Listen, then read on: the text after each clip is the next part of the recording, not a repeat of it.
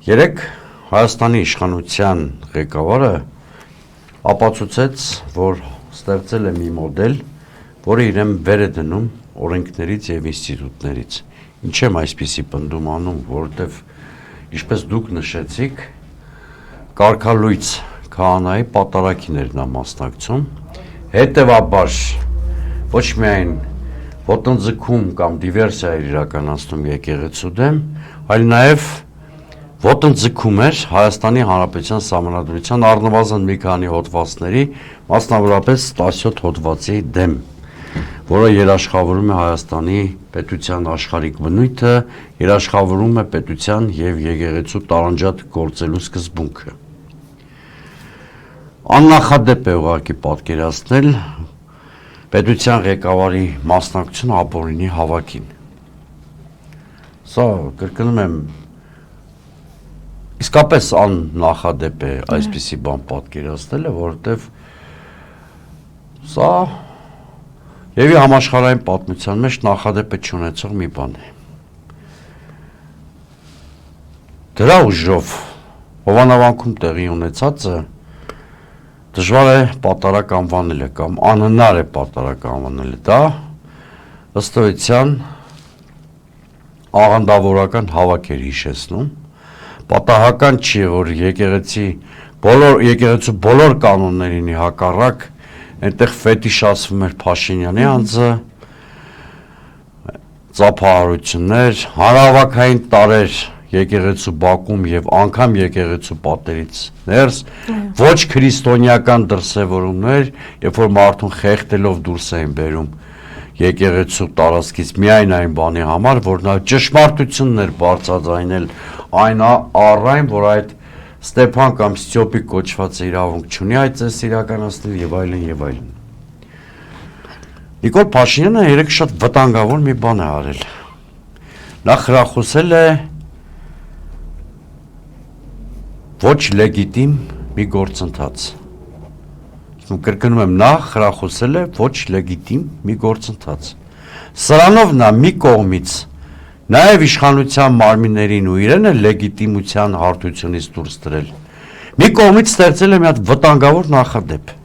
Պանդորայի արկղ է բացել։ Պատկերացրեք հիմա որևէ ընդդիմադիր գործիչ որոշի լեգիտիմության վիճահարույցության այս թեզը այլ հարաբերությունների մեջ կիրառել, օրինակ իրեն հռչակել երկրի վարչապետ։ Ինչ տարբերություն։ Եթե վարչապետը կարող է նման վերաբերմունք դրսևորել Սահմանադրության, եկեղեցու նման ինստիտուտի հանդեպ, որևէ պոտենցիալ ընդդիմադիր էլ նման վերաբերմունք կարող է ցուցաբերել քաղաքական հարթության վրա, կամ որևէ պաշտոնյա, երբ որ ավելի տկար կդառնա Փաշինյանը քաղաքական իմաստով եւ վարչական իմաստով, կարող է օրինակ մի օր հրաժարվել պաշտոնանկ լինել, եթե համապատասխան որոշում կայացնի Փաշինյանը։ Նիկոլ Փաշինյանը չի էլ գիտակցում ինչպիսի միջնաժամկետ հեռանկարում ինչպիսի ռիսկեր է ստեղծել պետության համար։ Նիկոլ Փաշինյանը երեք սկսել է եկեղեցու ինստիտուցիոնալ ապամոնտաժման գործընթացը։ Տեսեք, որ ինստիտուտը Նիկոլ Փաշինյանը չի կարողանում ապօրինաբար վերահսկել, անմիջապես այդ ինստիտուտը թիրախավորվում է եւ սկսվում է այդ ինստիտուտի ապալեգիտիմացման գործընթացը։ Այդպես եղել է դատական իշխանության հետ, երբ որ դատարանները փորձեցին անկախություն ցուցաբերել։ Հիշում եք վնգստացող դատավորների մասին նրա հայտարարությունները, դատարանների ապօրինի շրջափակումը, այդ վեթինգի մասին խոսակցությունները, որ իրականում ոչ թե վեթինգի մասին էին, այլ դատական համակարգը Նիկոլ Փաշինյանի գրպանում տեղավորելու մասին։ Դիմերը երբ որ ժողովրդի կամքով երբ ընտրվում է ընդդիմադիր համայնքապետ, որտեղ ուզում է լինի, կամ քրեական գործեր են հարուցվում, կամ առեղծվածային պայմաններում այդ մարդը սպանվում է, կամ քաղաքական առնետավազք են կազմակերպում, փոխում են համայնքապետին, կամ կալանավորում են, ինչպես տեղի ունեցավ երկրորդ եւ երրորդ քաղաքներում, հա։ Հիմա հերթը հասել է եկեղեցուն։ Այս այսպես կոչված այլընտրանքային եկեղեցու ստեղծման պրոյեկտը ըստ էության